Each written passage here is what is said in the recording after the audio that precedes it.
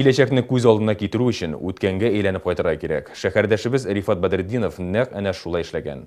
Ул Советлар Союзы чорында кирпич ясау оешмасында хезмәт куя. Оешма ябыла, әмма Рифат ага үзе уйлап тапкан технологиясын кайчандыр булса гамәлгә ашыру хыялы белән янып йөри. Менә безнең заводтан шул калган хәрбәрләре генә калды истәлек булып. Рифат Бадретдинов 90-нчы елларда кызыл кирпич җитештерелә торган вакытларны сагынып искә ала. Барысы да яхшы гына башланган иде ди ул. Рифат Бадретдинов оешмага уникаль технология тәкъдим итә. Булгатканда балчык барабанга ябышмый, ә кирпич шома һәм чыдам килеп чыга торган булган. Әмма 1998 елда җитештерү темплары кими башлый. Тора-бара оешма бөтенләй ябыла. Әмма әлеге җитештерүне яңадан торгызып була ди проект авторы. Янда, конечно, яхшы команда булса, финансы ягыннан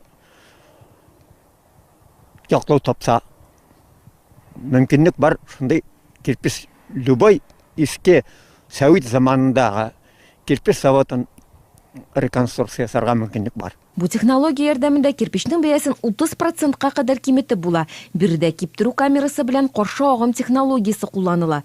Җитештерү өчен теләсә нинди балчык ярый. Элек производствода 7 кеше эшләгән. Энергия күп сарыф ителмәгән, сыйфаты да яхшы.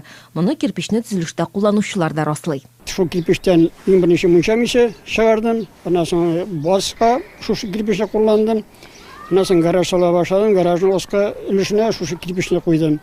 Менә хәзер 20 елдан артык вакыт үтте. Бу кирпичләр гаражның кадәр әйбәт хәлендә саклана. Менә бу миштән калган кирпич. Миш эчендә эшләп булды, сүтүдән калган кирпич. Тагын шушындый хәлдә менә бер җирдән итмәгән, атылмаган. Ешинатта шаулар өлгерде. Энергообеспечение буенча балчык әзерләүдә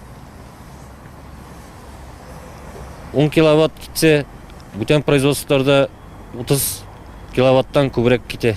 Хәзер Рифат Бадретдинов әлеге җитештерү технологиясына патент алган. Әлегә илдәге җитештерүчеләр аның белән кызыксынмый. Әмма Европадан инде тәкъдимнәр дә килә башлаган. Әмма Рифат Бадретдинов әлеге проектны Россиядә гамәлгә ашыру ягында. Бу технологияны кулланган очракта оешмалар икътисади авыр чорда түбән бәядән төзелеш материалы җитештерә алыр иде. Фәридә Сабирҗанова, Константин Величко, Ленар Султанов, Яңалыклар.